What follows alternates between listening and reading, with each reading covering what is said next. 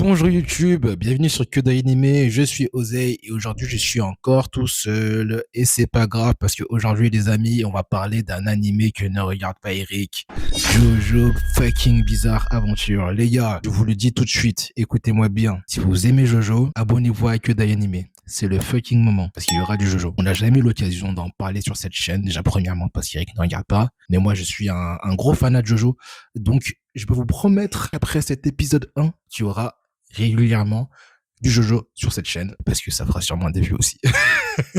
Et donc commençons par discuter de ce format, de comment est-ce que ça a été balancé en fait ce Jojo. Bon, ça fait déjà plusieurs années qu'on nous tease cette saison 7. Moi, j'ai suivi un scan à partir de la saison comment ça s'appelle, Stardust Crusader. Je me suis arrêté après la saison 6. C'est-à-dire après l'arc de Jolyne. Pourquoi? Parce que l'arc de Jolyne, j'ai pas tant apprécié que ça, les gars. Je l'ai pas tant apprécié que ça. Même si j'ai kiffé, peut-être ça Jojo. J'ai pas continué, du coup, je me suis arrêté en scan à Stone Ocean. Et donc, du coup, cette partie 7, pardon, je vais pas dire saison, je vais dire partie, parce qu'on parle de partie. Cette partie 7 est grandement appréciée par les fans. Certains disent que c'est la meilleure partie. Et donc, quand j'ai commencé ça en scan, j'ai dû m'arrêter parce que je me suis dit qu'en animé, ça allait être incroyable. Et est-ce que quelque part, je n'ai pas eu un bon flair? Parce que, on va pas se mentir, cet épisode 1 était une fucking masterclass, les gars. J'ai kiffé du début à la fin. On a eu tout ce qu'on attendait et tout ce qu'on voulait d'un très bon Jojo. Parlons déjà premièrement de la manière dont ça a été sorti, comme je l'ai dit tout à l'heure. Un épisode d'une heure. Je m'y attendais pas. Moi, quand j'ai commencé ça, je pensais que ce serait le format habituel, c'est-à-dire 20 minutes et un épisode par semaine. Voilà, comme ils font depuis des années. Et là, de ce que j'ai compris, en fait, ça sortira fin d'année, normalement, si je dis pas n'importe quoi. Hein. Ceux qui ont la vraie info, vous direz en commentaire. Enfin, n'hésitez pas en tout cas à le dire en commentaire. Mais donc, du coup, ce premier épisode, c'est seulement pour nous mettre la bouche. Et ces épisodes-là ont glissé littéralement toutes seules. C'est super bien rythmé. On a eu l'occasion, du coup, de vraiment rentrer dans l'épisode, rentrer dans ce tournoi. On a eu l'origin story de Johnny Joestar. On a eu le temps de voir tous les personnages. On a eu le temps d'être imprégné par cette première partie de l'épreuve, de la course Steel Run. On a eu surtout l'occasion d'être galvanisé par tous les événements qui se passaient, parce que je tiens à le préciser et je tiens à le répéter ici. La principale force de Jojo, c'est des retournements de situation. Et là, on a eu ce qu'on voulait. On a eu tout ce qu'on voulait. Que demande le peuple, les gars? C'était cool. Bon, on va un peu parler des personnages qui nous ont été délivrés pour cette saison, à commencer par Johnny Joestar. Alors Johnny, j'attends de voir.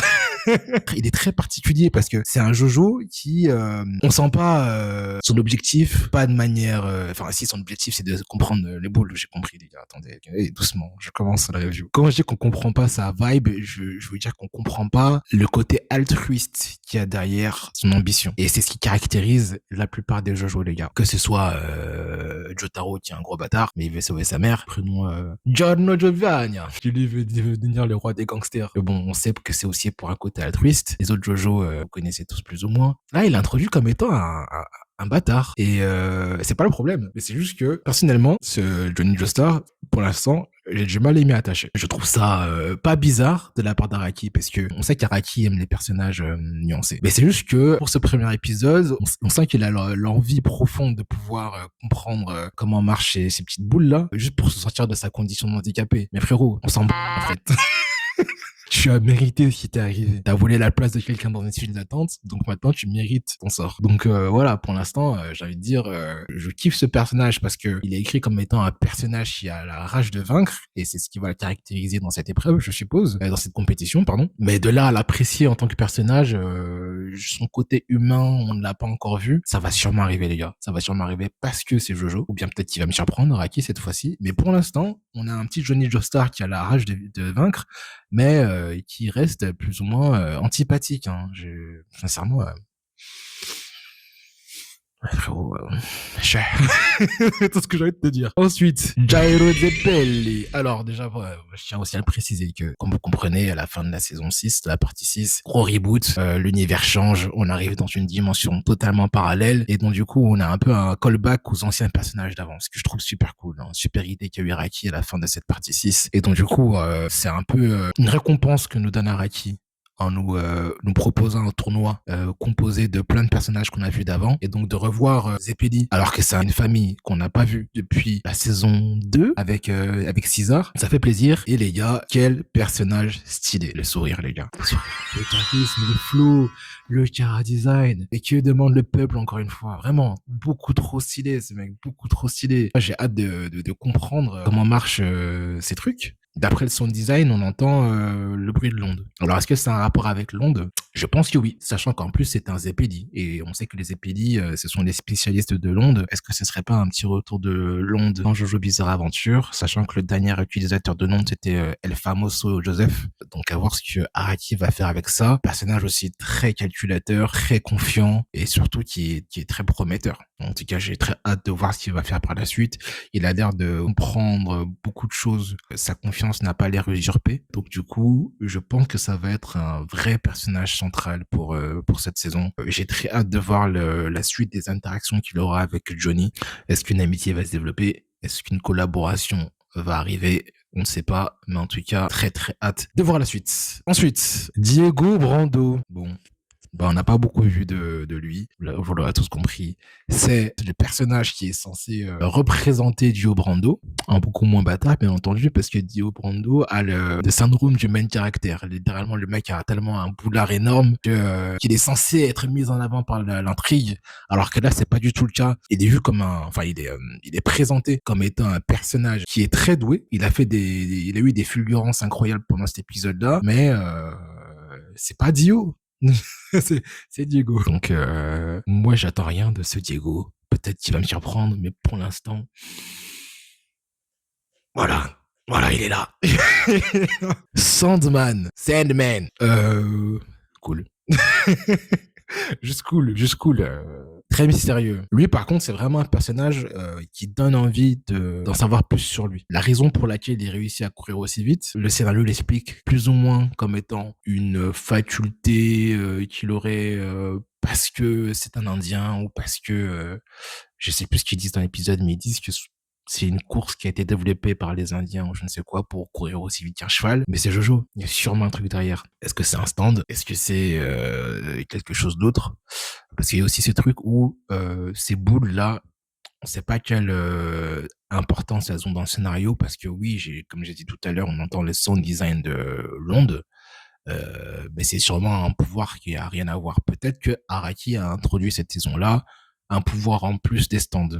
On sait que Araki adore renouveler son univers, redéfinir les règles. Est-ce que avec ces boules, on n'aurait peut-être pas, depuis la saison 3, l'introduction d'un nouveau pouvoir dans Jojo Bizarre Aventure? Je ne sais pas. Mais si c'est le cas, ça promet. Et donc très très hypé de voir du coup ce que va apporter Sandman, parce que c'est celui sur lequel je me pose le plus de questions, sincèrement. Et puis il a cette sorte de froideur, cette confiance aussi en lui. Enfin, on va pas se mentir, lui aussi, cette confiance qui me pousse à me dire, le gars, en fait, frérot, s'il a pas de cheval, ça veut dire que il a pas toutes les contraintes qui sont liées à avoir un cheval. C'est juste incroyable. Le gars part, en tout cas, ultra bien, comparé à plein d'autres. Bon, il a pas gagné cette première épreuve, mais le gars a quand même pris un giga raccourci là où plein d'autres sont tombés. C'est un fucking avantage pour la suite, avantage qui sera sûrement développé plus tard. Ensuite, ma man, Poco Loco. Avant de parler de Poco Loco, j'ai d'abord abordé un petit cas qui m'a un peu énervé. Bon, je troll bien entendu, mais les gars, Abdul, Araki, qu'est-ce que t'as contre ces mecs, frérot? Je pose la question parce que déjà que tu nous l'as fait mourir fucking 2 fois dans la partie 3, et là quand je le revois, je lui dis, let's go. Abdul, cette fois-ci, t'es revenu, tu vas faire du sale. Pour encore une fois, qu'il se fasse tège par le scénario dès le début. Pourquoi tu fais ça, Araki? J'ai l'impression que tu dévoues une haine profonde pour ce personnage que tu as créé pour aucune raison. Après, certains vont dire, mais c'est parce qu'il est noir. Sauf que non, à côté, justement, un Poco Loco qui est noir aussi, qui fait du sale. Mais pourquoi, Abdul, tu ressens le besoin d'à chaque fois piétiner ce mec? Et laisse-le respirer, en fait. Laisse-le ses moments de gloire. Laisse-le au moins cette fois-ci ne pas être le noir qui meurt dès le début, s'il te plaît. Bref.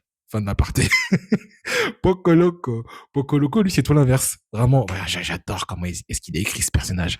Il est écrit un peu comme un Joseph Joestar. Pourquoi? Parce que Joseph Joestar, c'est le mec qui est extrêmement doué de base. Pas forcément extrêmement doué, pardon. Plutôt extrêmement malin. C'est plutôt comme ça qu'il est caractérisé parce que il compense son manque de compétences par de la malice. Et cette malice, elle est couplée d'une chance monumentale. Et ce Poco Loco, c'est pas quelqu'un qui va être forcément malicieux, mais c'est quelqu'un qui va avoir énormément de chance. Et Araki, il va écrire des situations et des scènes qui vont mettre Poco Loco en avant. Et c'est vraiment juste trop jouissif à voir, en fait. C'est trop jouissif de voir que, est-ce qu'il est dans la merde? Eh ben non, parce qu'il a de la chance. Araki, il est ultra fort pour écrire des personnages comme ça. C'est vraiment jouissif de voir ce gars qui pue la merde et qui est constamment sauvé par le scénario. Il a pas gagné cette fois-ci, mais sincèrement, les gars, s'il avait gagné, on serait tous contents. En tout cas, moi, je serais content. Parce qu'il est noir, déjà. Et deuxièmement, parce que c'est super drôle. C'est super drôle. En plus, son character design, il est marrant. Donc, Poco Loco, très, très marrant. Donc, pour un peu résumer ce qui s'est passé dans cette partie 6, on a un tournoi cette fois-ci, et c'est la première fois dans Jojo Bizarre Adventure que on commence par un tournoi. Après, voilà, Araki, il aime bien redéfinir à chaque fois son univers, à chaque partie. On connaît tous comment est-ce qu'il fait. Mais cette fois-ci, je trouve que c'est quand même... ça apporte un vent frais, cette partie 7, en commençant par un tournoi.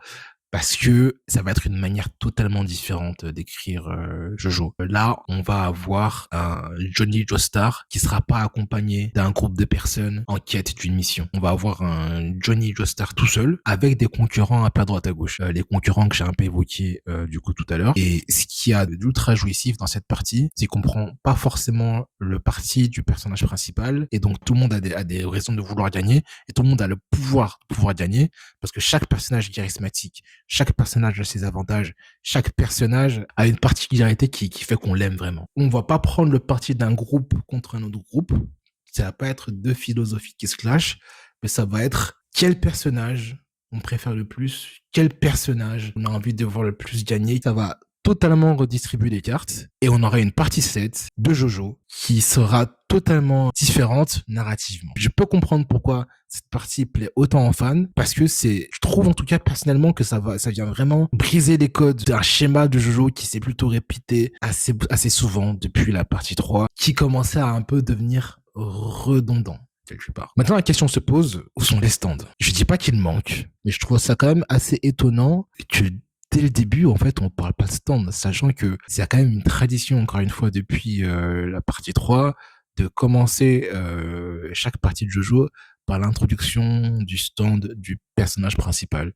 Et là, en fait, ça vient de me conforter dans ce que je disais tout à l'heure, dans ce truc où Araki, il vient vraiment redistribuer les cartes, c'est que là, on a eu 1 heure d'épisode sans stand. Et je dis pas que c'est un défaut, je dis même que c'est une qualité. Premièrement, on était déjà trop habitués, donc ça vient un peu nous bousculer dans nos habitudes. Et deuxièmement, c'était pas nécessaire, en fait, les gars, sincèrement. Araki, il a cette capacité à écrire des retournements de situation, à écrire des situations stressantes et dynamiques et épiques sans forcément avoir besoin de stand. Le gars est fort. Le gars sait faire ça sans stand. Et donc, du coup, le moment où les stands vont arriver, mais ça va être tellement kiffant parce que là, du coup, déjà, pour cet épisode 1, la manière dont je me suis pris dans la gueule, c'était ultra jouissif. Mais alors, quand les stands vont arriver, ça va être autre chose. Ça va être un degré au-dessus. Comment est-ce que ça va se faire? Par contre, j'en ai aucune idée. Parce que, soit premièrement, les stands sont déjà là, sauf qu'on le voit pas. Comme j'ai parlé tout à l'heure de Sandman qui a peut-être un stand, c'est juste qu'il n'a pas été présenté graphiquement. Soit deuxièmement, c'est un événement qui va arriver, qui va provoquer l'apparition des stands chez les différents personnages. Et donc, du coup, je me pose la question, si jamais cette deuxième théorie est validée, de comment est-ce que ça va se passer. En fait, flou total sur ce Jojo. Flou total. Mais flou agréable. De voir un Jojo autant se renouveler. Très hâte aussi de voir comment vont se passer les combats des stands aussi. Parce que là, les gars, ils sont en chevaux. Et donc, à quoi ça va ressembler? Est-ce que du coup, ce sera des combats de stands en chevaux? Ou bien ils vont descendre de leur cheval pour se battre Je sais pas. Je vais m'arrêter là, les gars. J'ai déjà beaucoup parlé. La review va durer trop longtemps si je continue. Sur ce, je vous fais des gros bisous. N'hésitez pas à vous abonner, à liker et à partager si vous voulez plus de Jojo, car on va évidemment en parler plus sur cette chaîne. À la prochaine, les gars. C'était Ozae sur Kyodai Anime.